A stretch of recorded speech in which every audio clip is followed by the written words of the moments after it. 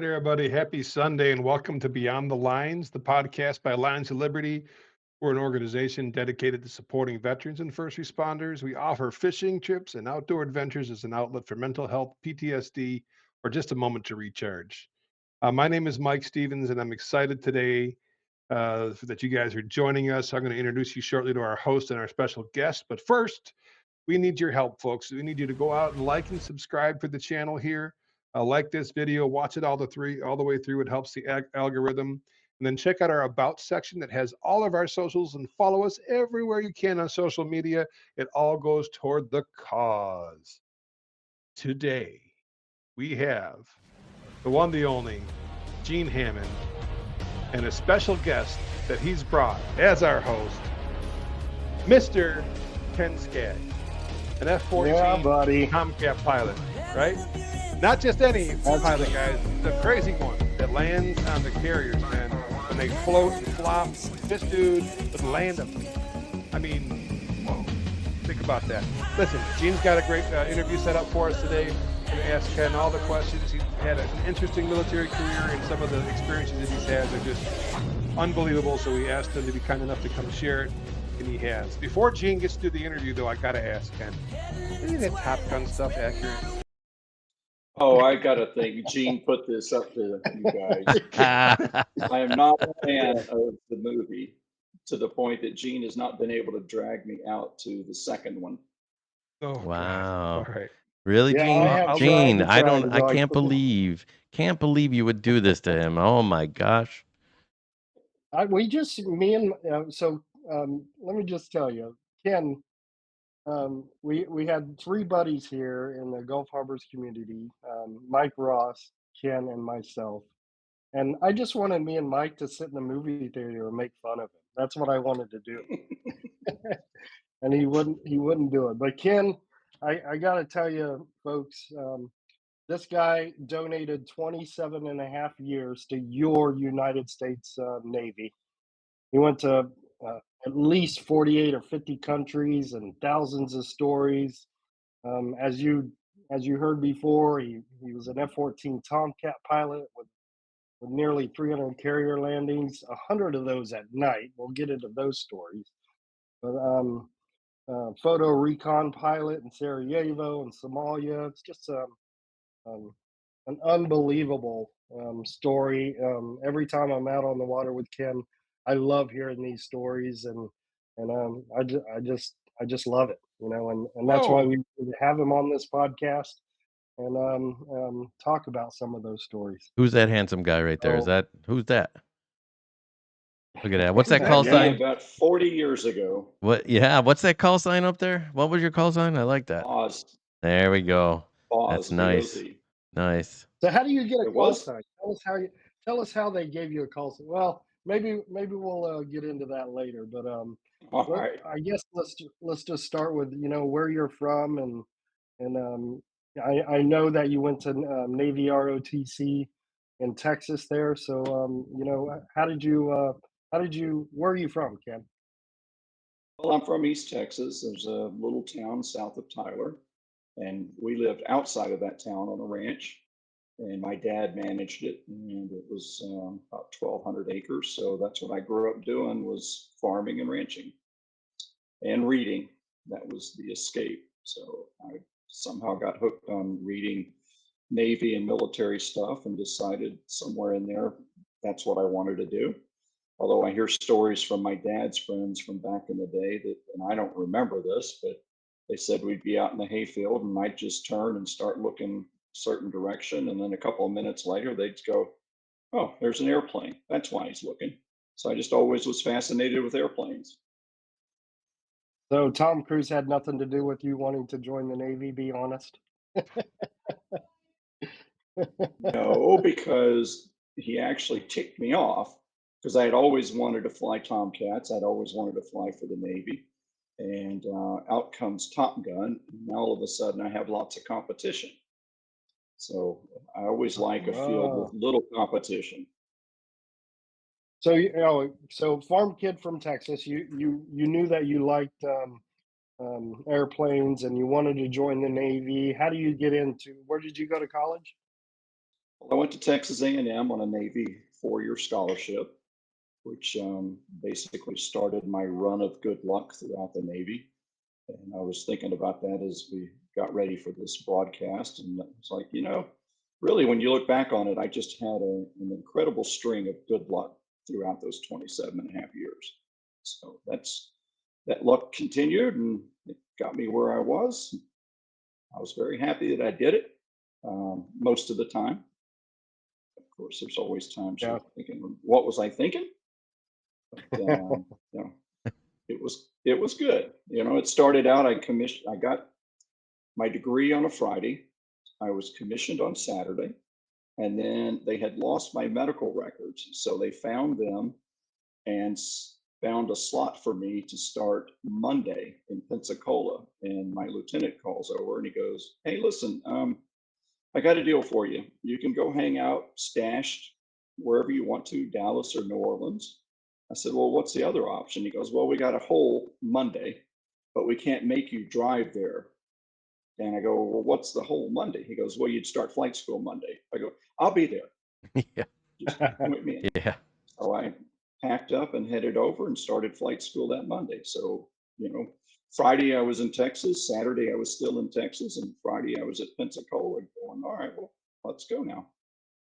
So So let's back up just a little bit. Did you know, like you joined the Navy ROTC program for Texas A&M? Did you know that you were going into aviation throughout your college years? Was that something that you had a choice of, or? No, that was what I hoped to do. But had that not worked out, I would have been going to a different community. And my advisor at the time, not the one I mentioned earlier, was a nuclear submariner guy. And he thought I wanted to go submarines for the last 2 years of my academic career. And then I wrote down aviation as my first choice. And he called me over to his office and he goes, "I thought you wanted to go nuclear." I went, "Sir, you've seen my grades. There's no good grades in physics. There's no good grades in calculus." And he goes, "Well, we can still get you into nuke power school." And I went, "Well, yes, sir." And then 2 weeks later, I'd be back here going, "Now what?" so So, so going back That's to your very interesting to me, right? That's very interesting that um, you don't join the Navy ROTC program knowing what you're going to do when you graduate. So you well, have, all you it know, sounds like you had a list of choices and they give you what is needed, huh? what you know is you're going to owe them at the time 4 years. So 1 year for every year they paid for your school. And I think that's gone up since then. And I know it has if you get selected to go aviation. So yeah, you knew you were going to get a commission. You knew you had a job, but you had no guarantee whatsoever of what community it would be. Wow. I mean, for a kid that goes into college, like really wanting to be a nuclear sub guy or really wanting to be a pilot and not be able to get that job, you're basically, I mean, that I could see how that could just destroy some dreams of some kids. But I guess I don't even know if it's the way they do things now, you know? I suspect it probably is, but it's just a chance you take, and part of it was probably that kind of thing. The attitude I always have: well, other people have done it, I can do it. So just kind of figure out the Yeah. system, and off we go. Gene, I got Because a I, question. I went through the. Oh, go ahead, Scott. Go ahead. Sorry, my bad. I was trying to get this question. Might be a little personal. Sorry about that. When you went through officer candidate school or whatever they call it, officer school, and you got commissioned, there used to be, and I'm guessing it's the same. There's a little that first salute. You had to give a gold dollar to somebody, right? Or a silver dollar or something like that. Did you guys have that type of program? All right, so that was 1986. I vaguely remember that, Oh, okay. but I didn't know if that was a I can't memorial, say yes or no. very memorable, and like who No, did you give that to? And I was going to ask you those questions, but I didn't know if it's one of those things. So That I might have have been no more of idea. Air Force. okay, well maybe might just be Air Well, Force then. yeah, I don't know. I don't recall it being a big deal. Okay, There all was right. so much going on. Again, remember, commissioned on Saturday, And then I had to pack and be in Right, Pensacola right. Monday with everything that I was taking. So That's crazy, I man. wasn't really concentrating on that. I had my dad commission me because he was a Navy Reserve officer. So Oh, wow. he did that, and then we just headed on off. That's crazy. So you get your commission. You are commissioned the day you graduate, or the day after you graduate, or how does that work? Yeah, they for the ROTC scholarship guys, they make them have an effective date of graduation, no matter when it happened, to be after the academy guys that year of Mm. that semester. So, let's say I graduated on May 10th, and I'm purely making this up just for an example, and then, commissioned on the 10th, and um, the Naval Academy guys had an effective date of May 1st or something like that. So they were always slightly ahead of you in seniority from then on. Pretty Right. cool. So, yeah, you have any questions there, Mikey, before we move on to like some flight training stuff and how he gets into the Tomcat stuff? Yeah, I did more of a comment because I watched my son go through this. He's 21 now, and he considered officer training and that sort of thing. And that really is the way it is still today. Like you serve, you get a few choices, right? And they always tell you that depending on how you do in school and depending on how things are and the needs of your specific armed forces, that they'll do their best to get you into your top three. But the commentary that he always used to bring back to me from those recruiters is that you serve at the needs of the Army, or in this case, the Navy, so or the Marine Corps, whatever it is. So it's a nice to have. They try to help you out and get you your top three choices, but in the end, when he raised his right hand and went to that school, it was I'll be a Navy officer regardless of whatever the heck I do, which is really cool for when you think about you're going to give 4 to 6 years back after your education, even if it's something that you didn't like. I mean, it's pretty badass in my Well, opinion. so again, 50 countries and 1,000 stories. Before I went and did this, I wandered into the Army recruiting office and took the ASVAB, and scored fairly well on it, I think, because I was immediately in the front office, and they were trying to sell me on going to the intel community. We got a bonus for you, and we got a spot in Turkey. Perfect. And I go, yeah, but I'm only here because I'm interested in your flying warrant officer program. Skip the college thing, let me go fly. Well, that we don't have any openings for that right away, but you go to boot camp and they'll recognize you right away. And it's like, Yeah. okay, I know I Yeah. just drove in off the farm, but it wasn't a turnip truck. So no, You thank you made the for your right choice. time. That is not how it works in the Army. You have to go enlisted, then you got to apply to be a flight warrant officer or a warrant officer, and in hopes to get selected to do that. I actually put in a flight packet when I was in the Army, and they sent me back 2 letters that said fully qualified, not selected at this time. So I didn't I get the wasn't buying it. It wasn't in writing. I wasn't buying what they were selling. Well, listen, that's very job. intelligent of you to do that because we're going to do a podcast with another guy in a few weeks that he went in the Army thinking that there was an Army hockey team. Do you know? Remember? Um, Oh yeah. we'll have him on another day. You show the dichotomy of Ken being really smart and the other guy believing everything they said. But I just wasn't yeah, believing Yeah. it at the time, and it happened more than once. Like, I was talking to a different officer recruiter there, and I'll just spare everybody the who's and the whats, but it boiled down to, yeah, you can come over with us, and this is what we'll do. And I go, that's fine. I want to take the contract home this weekend and read it. Well, you can't take the contract. All right, nice talking to you. Yeah. I'm out of here. Mm. Wow. All Anyway, right. So talk us through, like, you graduate college, you go straight to flight training the next Monday, you said. Talk us through like flight training for the Navy. What was that like? Like, what did you fly? Take us from first time you ever saw an aircraft to, taking off in the F-14. so I showed up at Pensacola. I think I had flown in an airplane twice in my life at that point. once on a commercial airliner with my mom to Oklahoma. And then once there was a get acquainted or introductory flight up at Tyler. I saw it in the newspaper one weekend for $20. You could take a ride, and they were trying to sell you on flight training. And that was it. I'd been in an airplane twice, and I go to Pensacola, and they start you out with 6 weeks of academics. And at that point, my degree was in farm and ranch management. It was a subset of agricultural economics, which pissed my father off, but that's another story. Of course, it's No. Texas A&M, right? That's what you. Well, no, he was really annoyed that I picked farm and ranch management and I just looked at him and said, "You raised us on a ranch. I like being outside now. That's my fallback plan here."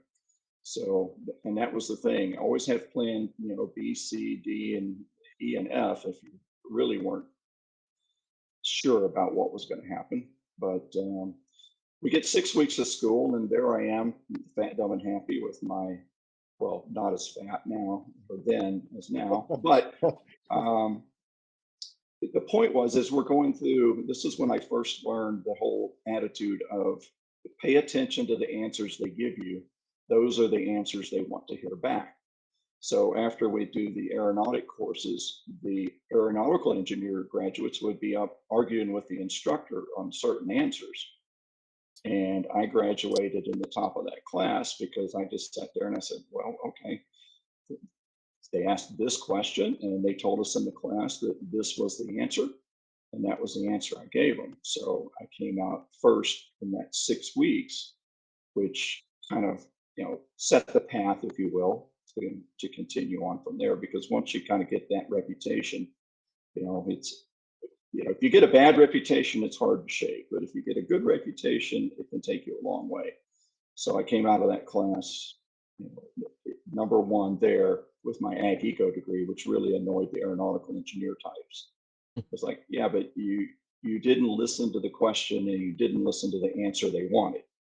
So you got to do that. There's a game. It is a game in a way. You've got to pay attention to what the rules of the game are.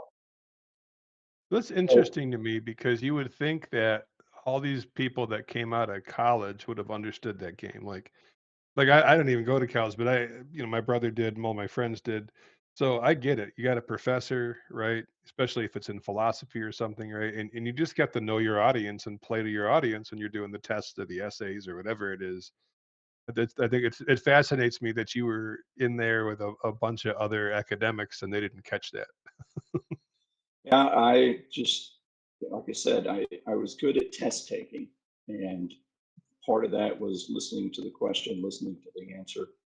And if you didn't, then bad things were going to happen. Well, not bad things necessarily, but you were going to have to try to explain why you thought that. If you had a physics teacher that said, well, the sun is actually blue, then you might question it later drinking with your friends, but you told him the sun was blue when he asked it on the exam. Right. So anyway, we did that for 6 weeks. We went through some survival training. The part in the movies is correct, where they had the Dilbert Dunker that was just this cockpit on a rail that rode down the rail and slammed you into the water, flipped you upside down while that happened, and then you had to get out of there. And that was the most benign of the training that we had. And then afterwards, you continue on, and they built these helicopter dunkers that was basically a big tube, and they would blindfold you for that one. And now, not only do you have to get out, you have to wait for the 7 other people riding the tube to get out, depending on where you were seated. And the pilots were always seated up front. So we did that. We did the swim training. Trying to think what else. Oh, we went over to survival training at Eglin Air Force Base, which was basically spend the night in the woods sleeping on pine straw and hoping there wasn't a rattlesnake somewhere out there. And I remember some of my friends catching an armadillo and eating it, and they had never read Larry McMurtry and the fact that the armadillo carried the leprosy virus. Right, I'm like, right. you guys just enjoy that snack. I'm good for a night. Just Right. They ate the armadillo. Are you sure they weren't former Marines? Whoa, Well, no. we We went through that learned training. There's Mikey. Well, I was we gonna say, learned we to went eat through that we learned to training with eat the the Coast Guard. rattlesnake. I'm just saying. Well, I've had rattlesnake. That's, if it doesn't bite you, it's fair game. But the armadillo, I wasn't going to touch. I'd seen too many of them laying on the side of the road. And when I'd seen it mentioned in a book, it was just like, no, I don't know what leprosy is exactly, but I know it was in the Bible, and I'm not going to take a chance of getting it. But no, we awesome. went through that training with Coast Guard and Marine pilots because it was all naval aviation that was going through that training there. And they've since combined it to where some of the Air Force goes to Pensacola and some of the Navy and Marine guys go off to the Air Force basic training sites. So we, let's see, that would have been the summer of '86. By August, I'm into flight training. And that was the T-34 Charlie, which was a turboprop plane. And I remember they put you in the simulators at first and had you go learn how all the switches work and what you were supposed to do to start the engine, what you're supposed to do if it caught on fire and all of that. And that was all well and good, but that was a non-moving, non-motion, non-visual simulator. And the first time I got out in the airplane and hit the start switch and the prop started turning, I just got fascinated by it and completely lost my train of thought. My instructor's like, okay, I know you know what you're doing. Just keep going with the start. I'll watch it for you. So it was like, ooh, look, the prop's turning.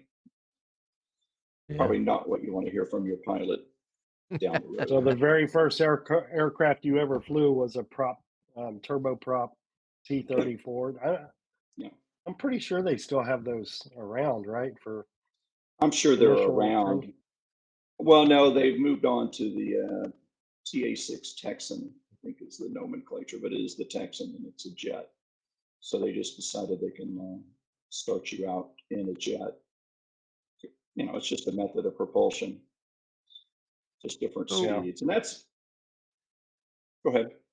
No, I'm sorry. The curiosity is killing me. I'm looking around this room, right? We got Gino enlisted in the Army. I'm an old Marine. Scott's enlisted through the Air Force, and then we have you as the only officer in here and with the Navy. And the experiences are so different. That's a neat thing to look into. Like I know with the Marine Corps, they'll tell you that it's the most physical, and it probably is. But honestly, it was the mental portion that was probably the most difficult. And I'm not. Now these guys are going to take a shot, Ken. I want you to notice that I'm not taking any shots. That's how I think about Marine Corps boot camp. I just wondered with our Army and our Air Force guy, how did you see boot camp? Was it that uber physical part of it, or was it the mental part? Because then there's officer school and then there's flight training school, and that's just a whole different animal than what any of us experienced, right? Like, Yeah, we didn't do any of that. Like my basic training, to me, I had so much fun in basic training, crawling around in the mud and land navigation, getting yelled at. Didn't bother me. I was a platoon guide for a little while, um, but I had so much fun. I would have done it again. Like I had fun. I had fun in boot camp. A lot of other people didn't, but I just I loved it. I'd do it again. Yeah, I can't say the same. yeah. So, Yeah. other than I won't do it again. I didn't want to do it again, but when somebody asked me what it was like, I just said it was like my old man was yelling at me. So it wasn't that bad. So, anyway, not too So bad. that's three. That's yeah. three enlisted men. Then we have Ken. So listen, yeah, I heard you about the dunk tanks, right? We did a lot of that in the Marine Corps too. I had to do the one with the blacked out mask in the helicopter. They made us do that one too. But obviously, there's so much like book knowledge and understand. I mean, to fly an aircraft, right? There's a ton of educational acumen that has to be there. Um, did they spend a lot of time on mental health and stuff? Because that's got to be. It just has to be a huge part, right? Do you know? I mean, think about it, right? You're Oh, flying at hundreds of miles an hour. You're engaged or you're not engaged with something. Just the fact that you have to land that thing on a landing strip is terrifying. Yeah. And then what you did, multiply that by 1,000 because you did it on a carrier that was doing this in the ocean, right? I mean, we're Yeah, gonna get to that story. We're that's good. yeah, awesome. Tell me how Right? you I get want to your head know. around it, right? Yeah. I want to know this. That's what I want to know about. Yeah. Yeah. How do they prepare you mentally for that? How do you prepare mentally for something like that? Well, it's back to they've been doing it for a while, by that point, decades. So you just paid attention to what they were telling you. And yeah, I did a lot of studying. You'd go home after you flew for a training mission or two, and then you'd study for the next day. So most of my evenings in there were spent back. You come back, you get a shower, and then you just grab the books and start looking at what you're supposed to know for the next day. And So but now what I lucked out here again, and there was a shortage of training airplane. They were having maintenance issues at this point. And what I would go in and most of my briefs, because they were going in alphabetical order through the day. And so there was another guy, his first name began with an E as in echo, and I'm obviously an S as in Sam. And my instructor, I figured out eventually what he was doing is he was taking the first guy, and they would go in, they'd brief at 5, and they're waiting till about 10. And by that point, he figures his students just physically and mentally worn out from waiting to go. And so he would just throw me in the airplane that he had been on the list for since that morning. And I remember running into that guy once. He had the duty, and I'm just going through the program, and he's like, dude, he's using my slot for you. That's why you're moving so fast. I'm like, yeah, sorry. Yeah. But we had times, there was 3 squadrons there and probably 200 airplanes. There would be 7 up in a day. So they were trying to, work everybody through. But Yeah, again, but another luck yeah, played a big another part. thing. Yeah, another thing is there had to be a few folks in the program that probably shouldn't have been in the aircraft or be on the stick or flying an aircraft. But that's not something that you can make a mistake at, you know? If you're trying, if you make a mistake landing or you make a mistake in a turn over a civilian population, how do you weed out those people that probably shouldn't have be there in the first place? There had to be there had to be some washouts, and is it right? yeah, and Well, is it that just stick and rudder? Is that you hear that term stick and rudder, stick and rudder. Everybody can do it. Just stick and rudder. Is it? It's not like that. It's not that easy. well, it's that plus. And so what they were Yeah. doing, they were grading every flight, and they were grading every evolution in there. So there was always 3 items on the grade sheet. One was air work, and one was head work, and I don't remember what the third one was. But you'd get a below average in head work. And like, yeah, you flew great, but your head work wasn't there, so that's a below average. So you know, 2 below averages was a bad flight. 2 above averages was a pretty good flight. You wanted to have at least 1 above average, and of course they're grading on a not a curve, but they're saying basically, okay, an A flight was 2 aboves, a D flight was 2 belows, and then if you got a down, that was an F, and if you got 5 Fs, that was a board. And so some people didn't even make it through the T-34s. Just Oh wow. had the Okay. desire to go there, but Yeah, then they just didn't have the aptitude.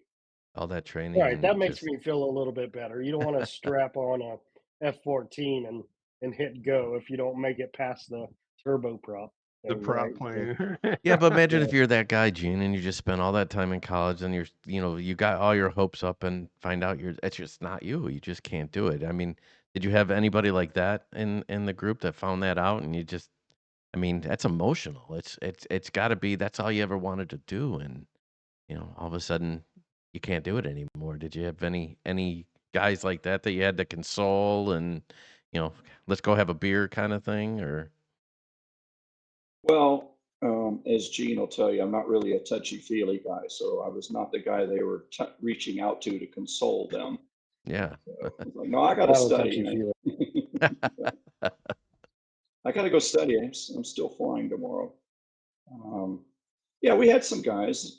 Some of them made it all the way to jets, and then they made it all the way to the Mm, carriers, and then couldn't do the carrier landings.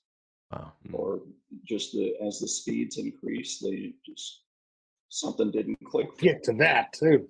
That just boggles my mind. Like, how do you can't figure out that you can't do a carrier landing when you're in the air trying to land on a carrier. You know what I Well, mean? the math that you're doing in your head, it's just all zeros at the end. If you're flying supersonic, there's a bunch of zeros, but then you're just doing the basic math. If you're flying a T-34, then the math's all down in the 100, 140, 150 knot range. So it was, you just kind of have to adjust to it. Wow. Yeah. Okay. Well, tell us Hmm. about the first time you strapped on an F-14. Like I don't even think I've heard. I might have, but tell us about that. What's that like? Well, as you went through training, every time you went up in an airplane, you always had an instructor pilot with you. And so you never soloed the first time out. And you would get trained, you'd get released by the instructors, and then you'd go do your solo stuff. And then you get to Tomcats and they put you through the simulators, the same stuff we'd gone through before. Now there's no propeller to distract you when it's starting. And they put a pilot in the back seat. He's got no controls. Yeah. You're a winged naval aviator, and you've got a guy in the back who can try to talk you through problems. And off you go. And you get 2 flights with a pilot in the back seat, and then they put a Rio instructor in with you. And that's how you did the rest of your training until you got to the point that I think we called it cone flights. It's where you had a student in the front and a student in the back near the end. But you never had, there are no Tomcats with dual flight controls in them. So it was always Yeah. you from the get-go. Wow. That's amazing. Amazing. Yeah. So when you're flying, what was one of the favorite things you'd like? Just basic training, flying the Tomcat. What was one of your favorite things to do in a powerful aircraft like that? Well, my favorite fun thing to do when we had some extra gas and no specific tasking is if we had thunderstorms built up. I love to just get a good head of steam going down at about 10,000 feet and then pull up next to the cloud and just see how high I could go if I could top out over it. So you'd top out at about 20, 30,000 feet and then just pull over the top and come back down the other side. And it was always just can I make this work or not? And that That was is because you don't get the feeling of speed when you're up high.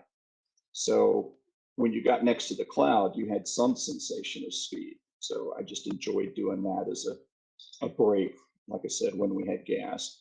Not something you would do at night. Well, most of us wouldn't do it at night. yeah. That's another story. But yeah, I mean, I can remember going and doing that over the Persian Gulf countries surrounding it, the UAE. We'd be down in the desert and going along at 500 or two. Actually, once we were in tactical airplanes and were winged, we were doing training missions at 200 feet. And that's intense and you can't let your concentration slip, but then you get back up and go, okay, I've done my low level stuff. Let's go find some clouds to mess around in. And Yeah. I wish I had videos of that stuff. I have a couple of videos, but they're on beta because that's what we're using for our HUD camper. So there's still 2 beta cassettes wandering around the garage somewhere, but I've never got them converted. Oh, beta, like a VHS beta type of tape. Yeah, but not VHS. It was beta. Beta, yeah. That's pretty cool. So would you put that cloud up, like next to your canopy or Yeah, underneath the that's aircraft what while you were you're doing. going past it? You just kind of roll and put it up next to you, next to the canopy, and then just kind of float up over the top and pull back down the other side. Man, It that's was so purely awesome. just keeping a feel for the airplane. That was the justification for it, if you will. But it was fun. Yeah. So I know I have heard this story. I love this story. I want these guys in our audience to hear this story. But tell us about your craziest carrier landing and what led up to it, what was going on. Just incredible to me. Incredible. Okay.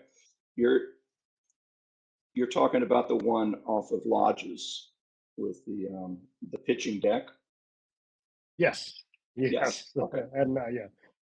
Because before we get to that, once we were up in the fjords of Norway and I'm holding overhead and an A6 went off the catapult and he lost an engine and they were super heavy because they had a lot of weight and fuel on. And they ejected right off the cat. And I watched them basically eject sideways. And at that point, I did not get a good grade on that landing because I was kind of distracted because we had to go land. You know, it's like, okay, well, you know, they got the pilot, they got the bombardier navigator, they rescued them by the helicopter. And, you know, I came in, I'm doing the landing. And like I said, I just wasn't all there because you would come in at 800 feet. And then mostly we cheated down to 600 because you could go faster because you didn't have to lose that 200 feet. And you'd go abeam the carrier 600 feet of altitude and 1.1 miles on the DMA, the distance measuring equipment. And you'd be on a reciprocal heading to the carrier at that point. And you were trying to slow down. If you'd come in really fast, you were trying hard to slow down. And so, because you wanted to get into the wickets, you know, if you picture an airplane landing on a carrier, it's making a big circle around the back of the carrier.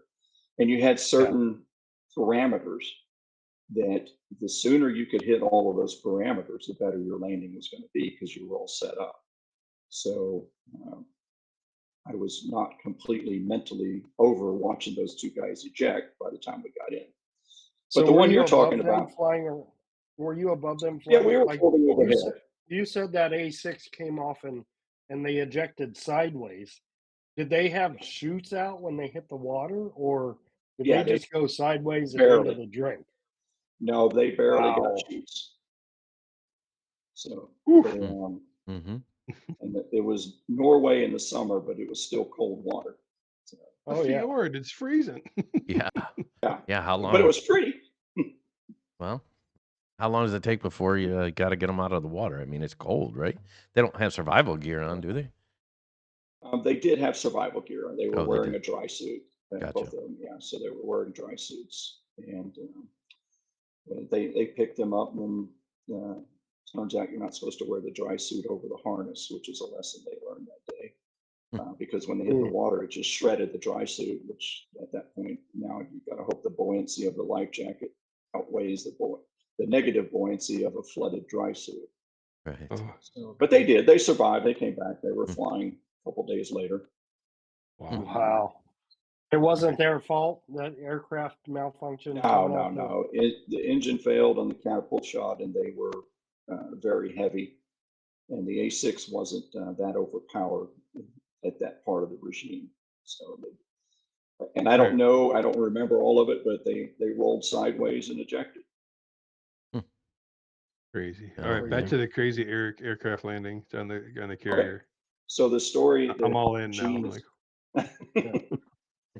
so we're out in we're in the Atlantic and we're headed to the Mediterranean, and we're going to do a simulated strike against another aircraft carrier that's coming home. And so we launch, and I can remember looking at the ship's navigation system that they had up on a screen in the ready room, and it had nearest land 483 miles. I still vividly remember nearest land 483 miles. So we go out, we do what we called a double bubble, where the normal aircraft carrier cycle at that point was, I believe, an hour and a half. They later shortened it to an hour and 15 minutes. So we were gone for 3 hours. We refueled on the way out, and then we came back, and it's about midnight. And we check in, and the aircraft carrier traffic control asked us, "So how long can you stay airborne?" And I glanced down at my kneeboard real quick and gave my Rio an answer to give them. I said, "Tell them 115. All right, they want to know if you can stay airborne longer than that. No, I gave them an honest answer. We're good till 115 with the fuel we have now. All right, so they fed us into the pattern that they had going, which was still the recovery or the launch that had happened on the normal schedule was still trying to get aboard an hour and a half later. Because when we launched, it was just a fairly clear night. The seas were pretty calm. It's like, okay, well, it's a night flight. The water's about 62 or so. It's like, it's kind of sucks, but it's just a normal night flight for us. And we come back, and all of a sudden they're asking us, how long can you stay airborne, in a very serious tone of voice. And it's like, what's going on? And then we find out that they're still trying to recover the airplanes that they had launched, that they should have recovered an hour and a half earlier. So Wow. I get on final, and at 3 miles, you're still at, I believe, 1,200 feet. And at 3 miles, I like to look out and just take a look at the carrier and just make sure everything's how it's supposed to look. And I can see the carrier moving from 3 miles, which you did not see. It was normally Wow. just this rock steady little set of lights out there. It's like, oh, this ain't good. So I came back inside, concentrate on my flying. Comes up on 2 miles, about 10, 15 seconds later. And it's like, okay, let's take another look outside. Go, yeah, she's really moving. Okay, back inside. I'm just going to ignore this. So So at what do 1 you what do mile, you see? What do you see when at 2 miles? What are you seeing? Are you seeing the aircraft carrier disappear into the waves, well, or at 1 mile, when I came back out and said, okay, I gotta start paying attention outside now, whether I like it or not. And the flight deck, if you can picture looking at, say, an index card in front of you, and you're tilted at a small angle to it, it was disappearing. So all of the deck edge lights that were basically your What? runway, the stern is pitching up so much, it's blanking all the lights. And then it Wow. was going the other way, and the lights were getting really flat, and you could see this happening in real time. And it was like, okay, well, this ain't good. So I come in, and now the deck, we had a hook to ramp clearance of 14.1 feet. That's what we were supposed to cross the end of the ramp at if you were on the perfect glide slope with the perfect angle of attack of the aircraft. The rear of the ship was pitching up to 18 feet plus and minus. So you can see you're getting into negative numbers, and that's not a yeah? good thing. So So it's that minus, going up. It's going up it, 18 feet and then yep, down 18 feet, a total yes, of 36 feet travel. yes. And Wow. You you've get a only got, Wow. 14-foot window of error. Holy Yeah. crap. yes, you've got 14 feet. So if the carrier is coming up as you're coming in, that's what the landing signal officers are doing back there, is they're monitoring that. And if you were out of sync with the carrier, they just sent you around. You got to wave off. So I got one wave off and go back around. And now they're really curious about how much gas I have. And tell them again, no, I haven't made any fuel on that landing. So it's less than what I told you last time. And we come back And you around, and I said look, you were 483 miles from the nearest land. So yes, Lodges, Azores. Yeah. the only solid thing you could put this aircraft on is that carrier, and you're running out of fuel. Well, except they have ready tankers that if something happens, they'll launch a tanker. But that's part of the story as we keep going. I come back around the next time, and I land, and I'm taxiing up to the bow, because that's where they were stacking everybody, was on the bow. And because now they've got 2 launches that they've got to recover. And so they're just putting airplanes wherever they can to keep the landing area free. And then they park me in front of the superstructure, and all of a sudden, all the lights come on. And I've got this irrational anger. Like, why did they turn the lights on for those guys and not me? What did I do wrong? But you don't want Yeah. those lights. But that's not what I'm thinking at this point. Now I got the chains on. It's actually the only time I ever thought I might get seasick taxiing an airplane around. That's how much the deck was moving. It's like, holy Wow. cow, this gotta pay attention. Jesus. So they get me chained down, and then all the lights come on. And like I said, I had that irrational burst of anger for a minute that I kept to myself because I was still very junior. And it turned out there was an S3 coming in behind me, and he landed so hard that he drove his main mount through his wing. So he's not going anywhere. Tilly, which is the big yellow crane that you always see in the movies on the carrier, started daily. Every morning they started it up, made sure everything worked. Tilly wouldn't start. Oh no. So now they've got all these airplanes airborne. And remember, I said the Bowcats 1 and 2 were clobbered with parked airplanes. They can't launch the recovery tanker. So there's no airborne fuel getting Oh up. no. And so Jeez. they got to send everybody behind the guy behind me that 483 miles to lodges in the Azores, the Air Force Base there. Because And they can't. The runway was blocked because of a wreck now, right? yes, and because Tilly didn't work that night. I mean, I saw it happen at least once. If they got down to the point where they had to make a decision, okay, we've got to try to get all the other airplanes on board, they will just push an airplane overboard. Hmm. Get the pilot, get the air crew out, and then push the airplane out of the way. They couldn't even do that because Tilly was broke. So they launched the rest of the airplanes that were airborne off to the Azores. And I was very happy again that lucky streak held because I wouldn't have made the Azores. I'm really convinced of that. Wow. You were Did one plane everybody that before was they in the shut it air that down. night? Yeah, everybody in the air. Everybody the made day, it. the Yeah. day, everybody made it. Still though, something was watching over you, you know? That's amazing. Yeah. Yeah. Well, and the thing is, they called them fuel ladders. So we burned about 1,200 pounds of fuel every 15 minutes. And so you would take 15 minutes past your predicted land time, and you would write down the minimum fuel that you wanted to be at that point. And then you would add 15 minutes and 1,200 pounds, and you would go back to basically your launch time. And you go, okay, I want to stay above the ladder. And you were constantly referencing that while you're flying. It's just like, okay, I'm above the ladder, above the ladder, above the ladder. If you started getting below the ladder, then you went to max endurance, and just now you had to go to your holding speed and just wait and twiddle your thumbs and hope you start making fuel again. Because 1,200 was a little bit conservative. It wasn't much conservative, but it was just a little bit. So you could start making a little bit of that back. So you did not want to go very far below your ladder. And then It's we had stressing started. me out sitting in this chair. Yeah. How much experience landing at night did you have before that night? Like how many landings you think? I was probably maybe 40 night landings, Okay. about halfway through That's the not bad. tour, if I remember right, and I wouldn't swear to that in a court, but I was roughly halfway through my tour. I mean, I was consistent enough at landing that they sent me off to do the mission. But Right.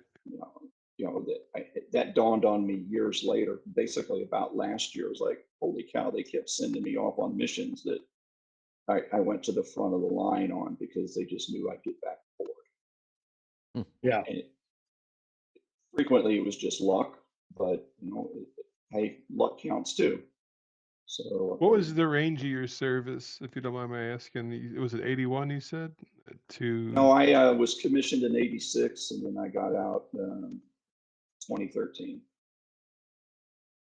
I'm going to ask the insensitive question. I hate when people ask me this question. Did you have to see any combat? Did you have to fly any of those missions Well, I have that flights you're that are allowed to long talk about?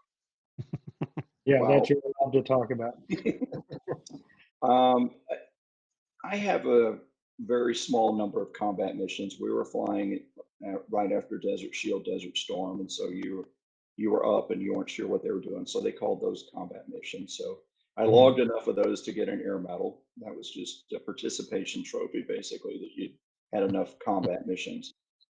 Um, but I remember, looking back on it, it's like one time we were off the coast of Somalia and they sent us inland to do aerial photography because we carried a reconnaissance pod under us. Right. And I had taught way back in the days, I was set up as an instructor in A4s. I got winged and then they immediately made me an instructor. And they would do that with the top third of the class. They would take people from the top third. And I really liked low levels, which is kind of funny that I didn't go do bombing kind of airplanes or attack airplanes. But the photography was kind of the same skill set. So I remember them sending me off into Somalia with a wingman. and we went way, way inland Mm. and came back, and it was one of those things, you got to manage your gas. So I couldn't go super fast. And I get back and they're yelling at me to get back because you want to do the landings in a certain amount of time so that you're not vulnerable. And I'm just going, I did the best I can. You sent me a long way away. I got the photos. And then I was thinking about it later. It's like, holy crap, they sent me off into Somalia, hundreds of miles inland, with just a wingman who could basically call for help from wherever the nearest Army or Marine unit was with a helicopter. I don't remember seeing the Air Force guys there because we didn't have too many people on land at that point. So that's all I was thinking about. Yeah. It's like, the cap They was were going to be. shooting. They were definitely shooting at aircraft there. Oh, definitely. I wasn't thinking about that. Just okay. But like I said, I had the reputation for being able to go out and do the mission and come back and land. Wasn't always the prettiest landing, but I always got back aboard. And you're here That's to what the talk about skipper it, so would that's do. always good. Yeah. Did you ever almost have to punch out, or I had one time I had decided if things didn't line up perfectly, I was going to punch out. I was in an A4 teaching a student, so I'm in the back seat at El Centro, California. We were doing bombing, basically benign bombing, as benign as can be. You were dropping 25-pound bombs on a target in the desert, and you'd have 5 airplanes in the pattern. And we came off of one of the bombing runs, and my student goes, "Hey, sir, I got a stuck throttle." Well, you do what any guy's going to do at that point. Go, "Well, here, let me try." And sure enough, I went to pull the throttle back, and it didn't move. Okay, so we had trained for this. A stuck throttle in the A4 was something you trained for. And what you trained for it was that you would come in at 180 knots, and at 180 feet, you shut the engine off, and you glided the rest of the way. And you added 10 knots for every 10, you added 25 feet for every 10 knots of speed you had. So if you're at 190, then you shut the engine off at, trying to do the math here again, 180 feet. Yeah. And then if you had another 10 knots, you did it at 200. Well, I'm carrying 225, 230. And the airplane's not slowing down. And as it turned out, the throttle was hitting a cable inside the throttle quadrant. And then it was also hitting, the wing nut had got caught on part of the wiring harness in there. There was a little, not a wing nut, a cotter pin, and it was catching on that. And then it was also hitting a hose that they had routed wrong. So the thing felt, the throttle is stuck because the cotter pin is catching this piece of the wiring wrap, and the fuel shutoff handle was hitting an oxygen hose that wasn't supposed to be where it was. So it felt like it was going back when you did the pre-flight, Right. but it was only shutting down to about a quarter instead of 0. So I float past the landing gear on the approach into the runway, doing 200 and something knots, and going, this is not how this is trained. And so we started easing into the brakes. Now the engine finally shut down about halfway down the runway, which means the generator's gone. There were no batteries. And so there's no way to talk to anybody at that point. And I'm just yelling. Now it got really quiet, so the student and I could yell at each other. And the tower was yelling at me because the tires blew right about that point. And so now we're just skidding down the runway with smoke and sparks coming out the end. And I'm just holding on to the tail hook, because you don't drop the tail hook too early. The gouge was 1,000 feet prior, drop the hook. That gave it time to come down. But you didn't want the runway to scrape the tail hook like sandpaper and basically rub your tail hook off. So we got to the far end of the runway. I've still got rudder control. I don't have any brakes. There's none of that's left because I'm on the main lane, the wheels and the struts at this point, not the tires. Yeah, you don't have tires. I don't have tires. I don't know this. I just know I'm still doing 80 knots as I get to the far end of the runway. And I'm just thinking, this is El Centro, it's the west runway. And there's a chain link fence, and then there's about a 50-foot drop off. And I'm like, I am not riding this thing through that. So if we don't catch the long field gear, I'm going to eject. Then luckily I felt the long field gear grab and we came to a stop, and Wow. I set everything down and climbed out and kicked the airplane, failing me. So the only time you almost bailed out of an aircraft, it was on the ground. It was on the ground because I was not going four-wheeling in an A4. Yeah, craziness. There's only three wheels Wow. for one thing, and then two of them were apparently broke. Yeah, yeah. So I did not think the chain link fence was going to stop me. We were doing 80 knots. Wow. I doubt it. Wow. Well, we're happy that you got stopped. That's crazy, Yes. dude. Crazy. That's a heck of a time. We You spent know. time teaching people doing that and everything, and that's a heck of a story about your career, man. There's so much more that we want to talk to you about, brother. I think we're Well, we pushing got up to on an get to. hour here, Captain Gene. Maybe we do a second segment we can, or Well, let's Well, just. Gene's already primed me for the best stories.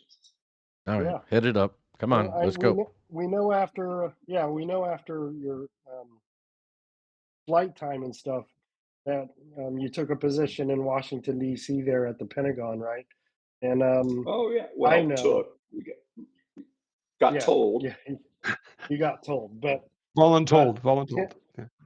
you were in the Pentagon during 9/11 when the plane hit, right?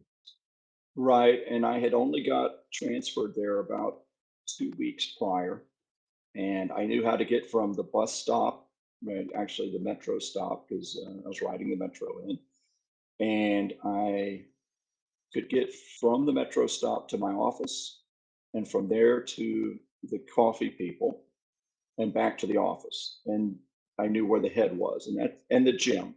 That's about the only things that I knew, and I knew one route to get to all of those at that point.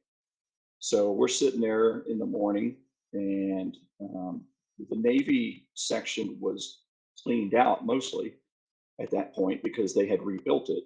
So it was being Thank remodeled, God. and Yeah. everybody, yeah, definitely. There was a lot of people down in Crystal City at that point, and somebody, because our computers were kind of set up different at the time, so not like you had websites up all the time. And one of the guys goes in and he looks at the TV, and then he calls us in there, and we look at the TV, and there's an airplane hitting the World Trade Center, of course. And it's just like, okay, it's a clear day. That's very unusual. I mean, planes had hit the Empire State Building before and all that. So it's like, oh, okay, I could see that. But usually it's much worse weather. So then the second airplane hits, and I can remember we were talking. It's like, this is intentional. And by the way, we're in a very big, obvious target here. And then not long after that, my boss was on the phone talking to his wife, and we hear this hellacious bang. And he says, honey, I got to go. I just heard the loudest noise I've ever heard here. And that was the airplane hitting the Pentagon. So everybody headed out. Now, those photos you're looking at, our muster center was on the other side over by the daycare center. I had no idea how to get there. I had only a very vague idea where it was. And so everybody clears out. Me and another guy locked up the office because we had classified materials there. And then he showed me the way out from there because I didn't have a good idea where we were going. And we get outside and we're just looking at it going. And by that time we got outside, there wasn't a lot of smoke coming up. It was obvious something had gone wrong, but the smoke was starting to dissipate, at least as I recall it, because it took us a while to get out. I mean, it's a big building. And so we had to walk all the way to the other side. So you're looking at the smoke there. We have to go all the way to the right side, which is over against the river for where we had to muster.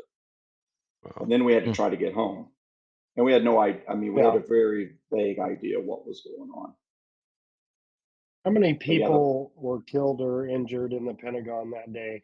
And if people don't remember, the plane hit the Navy section of the Pentagon that day, right? Yes, which my wife was still moving our stuff into our house out in Maryland. and there was a Navy Reserve captain that lived down the street, and they just happened to meet at the elementary school, checking our kids in together. And so he did the typical thing. Oh, your husband's Navy and I'm Navy and yada yada. So then he comes down to the house and says, "Have you seen the news?" She goes, "No, I'm busy moving in." And he says, "Okay, well, come with me. You need to see this." So he takes her back to their house and puts the news on, and the news is saying that an airplane has hit the Navy section. And a lot of people had Wow is a lot right. of people had cell phones by this time, but the cell networks just got so overwhelmed Yeah. so Oh, fast. yeah, was done. Unbelievable. Yeah. Oh, we're happy you made it through that one, my friend. It's got to be crazy to go through something like that. Just I absolutely have crazy. I have friends that won't hang out with me anymore because they're like, too many things happen near you. The Navy Well, Yard. that's probably another piece of that luck you were talking about at the beginning of the podcast. I mean, had to hit so close to your desk that you couldn't get out. You had to take another route to get out. Didn't even know how to get out. Right. Right? I didn't know another way. I mean, the fire boundary was set between us and the head that I used all the time. So At this point, when you're coming out of the Pentagon, are you thinking, yeah, this was an airplane? Did you know it was an airplane at the time? no, I didn't know it was an airplane. Just knew something really bad had happened because I'd never seen an evacuation order given in the Pentagon. Of course, I'd not been there that long. It was the fact that the entire Pentagon had emptied out by the time we got the office locked up was a sign that Yeah. something big had happened, but we didn't know. Wow. That's crazy, dude. We're glad you're here. I'm glad to have met you here in Florida, safe and alive. Yeah. And Ken has helped us over the years with veterans events and volunteering, and hopefully we can do more stuff in the future. It's like, what is it? What is it like for you to be on the water now? As a part, do you see it as a part of therapy or relaxation, or what does it do for you to be on the water? I mean, it's definitely relaxing. There's, when you got lines in the water, you're just concentrating on catching the fish. Then, that's the focus. So luckily, I've never had PTSD or anything, any long-term effects from those stories that I know of.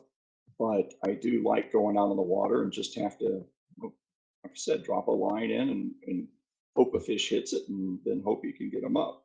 And that's all you're kind of thinking about at the time. So yeah, it is very restful, uh, and it's very fun. I didn't take up fishing basically until I met you and Mike Ross.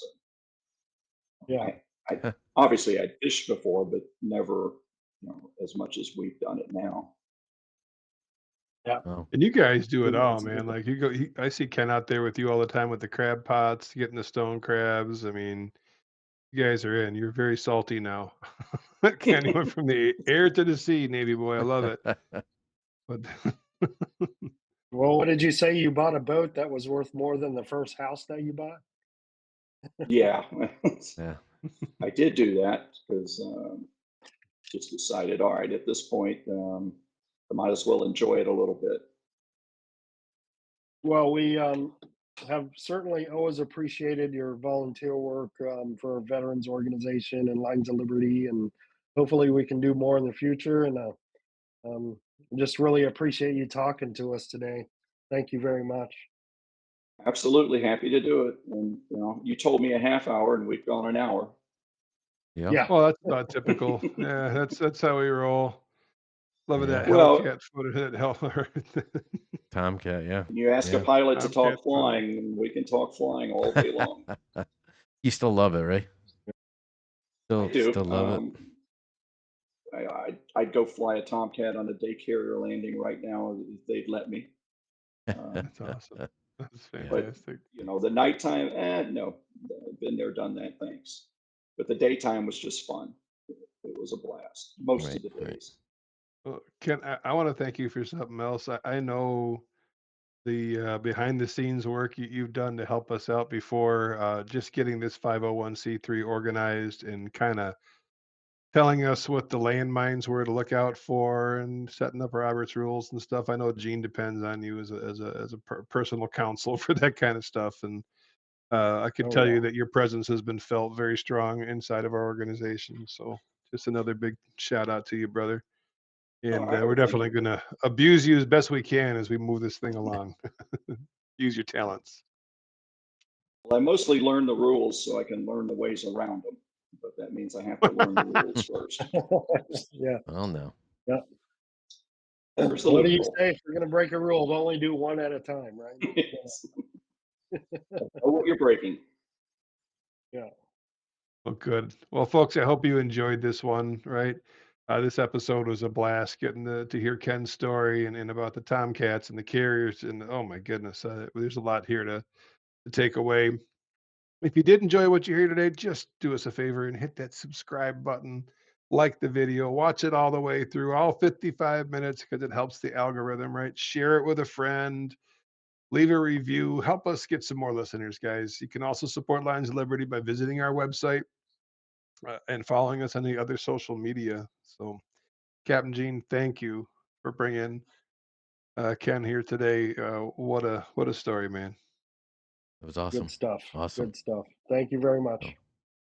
Oh, all right. Thank Well, y'all. let me leave you with one last little thought here in case all the A4 pilots are out there screaming at me. I realized I did the math wrong on that stuck throttle landing. It was 180 knots, and as you increased 10 knots, you went up 25 feet. So it was 180 knots and 150 feet, 190, 175, 200 knots was 200 feet. So Okay. that was the math that you were working in. So in case everybody, yes, I did finally catch that. I knew it was wrong as I was saying it, but I couldn't figure out the right answer. Gotcha. No Well, worries, brother. we'll let it slide. Everything else was awesome. All right, Good guys. stuff. Thank you. All right. Thank you all. Signing off Thanks, from Lines of Lines of Liberty. Liberty. Thanks, everybody. Thanks.